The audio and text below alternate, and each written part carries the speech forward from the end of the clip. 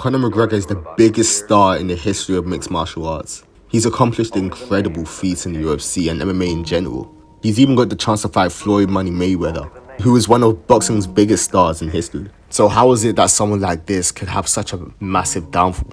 He became the undisputed featherweight champion as well as the lightweight champion, having 2 belts simultaneously, making him the first to ever do that.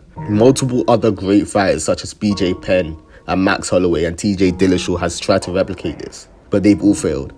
Conor McGregor has beaten the likes of Max Holloway, Dustin Poirier, Jose Aldo in 13 seconds, who was reigning for 10 years at the time, Donald Cerrone, Eddie Alvarez, Nate Diaz, and avenged his loss, and many more. Although losing to Dustin twice in the second fight and the third fight, he still performed pretty well in both. And I know a lot of people would disagree within the third fight, but he wasn't too bad. He was also the first person ever to take a round of Khabib Nurmagomedov, who's considered the best wrestler in MMA history. And considering that was a nightmare stylistic matchup for Conor, he did pretty well. It was also after a 2-year layoff. That was after he fought Floyd Mayweather. So how is it that someone like this could have such a drastic downfall? After the Floyd fight, there was a considerable change in Conor.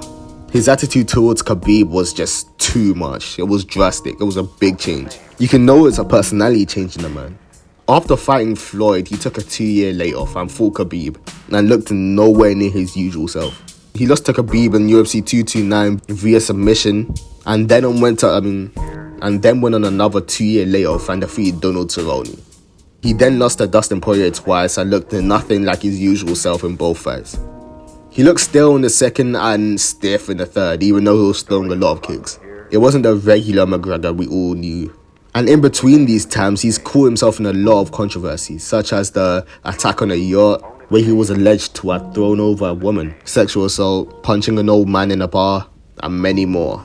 Conor's also changed not just with his personality, but his looks as well. His face looks more fuller, and I'm guessing that's from the HGH he took for the leg break. So that's still valid. But the fans have kind of seemed to turn on him. That same killer we saw against Jose Aldo is no longer there. It's a completely different man. And to be honest, we can't really expect anything else. He's accomplished what most people won't be able to do in their lifetime and has retired with millions and millions and millions in the bank. Exceeding $100 million right now. If I'm gonna be honest, as a McGregor fan, I think the only thing that's really caught him up is the money and the fame.